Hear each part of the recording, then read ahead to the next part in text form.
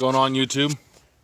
Just for you who are working on a 2001 to 2007, even later models, Chevy Silverado, or even the Tahoe Denali's, I think they're all pretty much the same, but I think I'll give you a breakdown on how these things kind of work. So if you're having problems, the original problem I had was the spring broke inside of it, so the gear shifter kind of flopped around, and then it wasn't ever fully seated, so I couldn't take my keys out when you turn the ignition back. So they make a product, whether you get, I'm always a big fan of AC Delco. This time I had to get it pretty quick, and because I ended up doing my tap shifter for my Silverado, but this is how break it down pretty easy. So on here you got your gear shifter assembly. You're going to want to take off the shroud for your bezel for your whole stereo and all that kind of stuff. It just pops out. There's these little notches, pretty simple. And then for your, you'll figure it out. There was only one screw hole in mine. Looks like there should have been two, but. And then they just pull apart. If you notice on here, they have these clips. So this will probably help you when you're pulling it off. So this is actually the bottom when you're pulling the clip out. So they all just kind of pop out. They have these little groove and latches, if I can try to focus on it. So they have these latches just kind of pop out, and then in the middle there's a clip right about there. So if you feel a little resistance when you're pulling it out, that's what's kind of going on. So once you get that all pulled out, there's the one kind of trick on it. So it comes off like this. So let's see. On the shifter assembly, I got this one here. This is actually OEM. So your shifter assembly is going to sit like this. You're going to have your truck in neutral. You're going to have your truck in park. And then what's going to happen is you're going to have two cables that hook up on the bottom. And they're going to sit right down there. Easy, just pop them off the screwdriver. You can get to it with your hand. You don't take it off, but you can if you want to make it easier. So the kind of key to this is when you go to do it and remove it, when you get your new part, Dorman has a really chintzy kind of crappy one. So this is the Dorman one. It works out. It was fine on this side. There's a little slop in it, but here on this side, it's just cheap plastic. It was already broken when I got it. It doesn't slide. It's a little bit shorter, so the pin doesn't really lodge in there all the way if you decide you want the locking pin and all that. So where it sits is right here. There's the one side right here. So this little clip pops out on the bottom. You just kind of pop that little bottom one down right here. This one comes down and then it folds. I guess I'll just show you. So you come over here, and if you can see, you just pull that little tab down and it releases it, and then you just kind of pull it back. To put it back in, it looks like something like this. So to put it back in, once you put this in, you just kind of slide it in there, down, and then the bottom little piece just tucks right up into the black piece there. So the key, a lot of people say don't switch them, it's too hard, but I like keeping my original cable because it was a lot better quality. It didn't snap, nothing like that. But the key is you need to shift your shifter right here when it's in, you leave it in park, and then turn your key all the way back to the auxiliary position where it doesn't turn on the vehicle, but it only allows you to use your radio and stuff like that. Once you shift that in there, you can push the button right here. There's a button release right that the clip holds. You can push that down, and then this will just slide out. If you try to pull it out in any other setting, key setting, it will not come out. You'll probably end up breaking it. So pop the white clip, make sure your keys turn back one to accessory, and then it will slide out. And it makes it a lot easier if you just get it out of the way. And then here there's 3 screws that hold this on.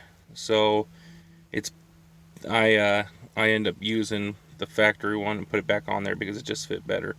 So the other thing with Dorman is the whole assembly you get here. So this is the piece here. When you get this and it's setting in there, those are the 3 screws right here that hold that pin in. And that pin will actually go in through here. And what holds it in place is just a little notch right here.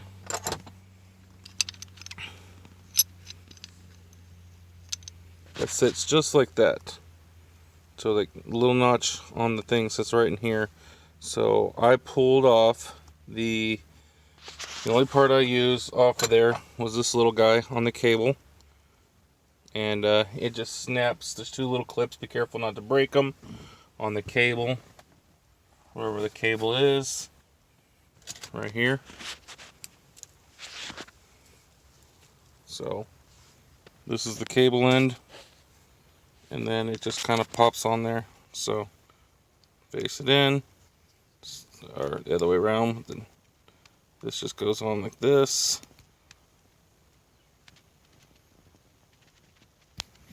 Slides all the way on. This one's broken, so that's how it sits. And then this guy will sit right in here. Kind of hard to do with one hand. I'm not a fancy YouTuber. Nice. There you go. And that's how it's held in, just like that. So as you notice, this one didn't sit in there right, and it would have worked, but I didn't. I just kept my factory one, and then the plate goes over on top of it. And so these bolts here, this one here, this one here, and this one here are T20. Dorman switches them out with a Phillips, and you can't put they don't use the factory thread, so you could retap it if you want while you have it out to go with the factory ones, but this is probably the last time I ever switched this on this truck. This thing's got like 236,000 miles. So, and then here, these are T30s. So T20s, T30s, 3 of them. So once you pop that out, get a screwdriver here, and this will be facing out the other way, just like that. Screwdriver, pop this piece off, pop the other one back off. There's no clips, nothing to hold it. That's it. It just fits right in there. You pop those 2 off. It's better to take them off while it's still attached, while these screws are still in, because it makes it easier.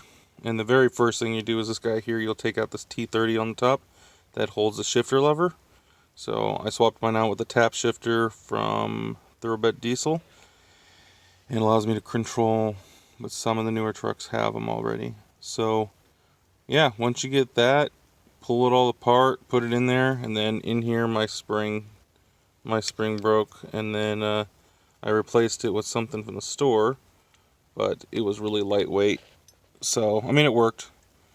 Just kind of cut it down and stuffed it in there, and it actually worked pretty good. But I bought the part even if it didn't last, and decided just to swap and keep this as a backup. So, and then the only thing I had left is on here, and this red cable. Just unclip it, just pulls out. And there's 2 clips there, and it's simple. So just remember, T30s on the outside, T20s on the plate, which some will come with this, so you really don't have to do anything. Some people were saying, don't pull them out, this is too hard, you gotta do some switchy thing, but you don't. All you do is put this back to accessory, pop this out, and you can put your whole assembly back in without dismantling it. So, but I had to dismantle it because mine was broken to swap it out. So, pretty simple. Just put it back together. T30, T20, turn the accessory switch back, and then just pop it out. So, you might have a little trouble if you undo those clips down there.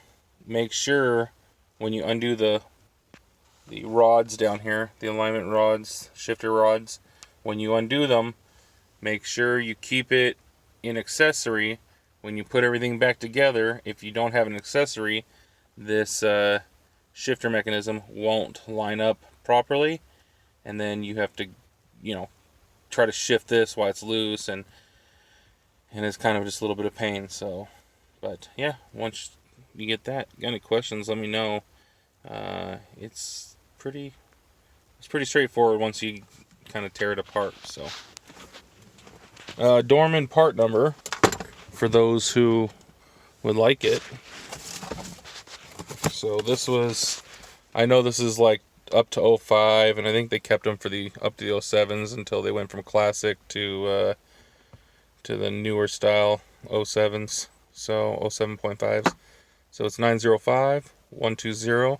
It's called a steering column shift mechanism, and those who have a broken spring, you can find some springs and then cut them down like I did, if that's your only problem, but which it was originally. So I'll just keep this guy, and it still works just in case if my Denali ends up acting up.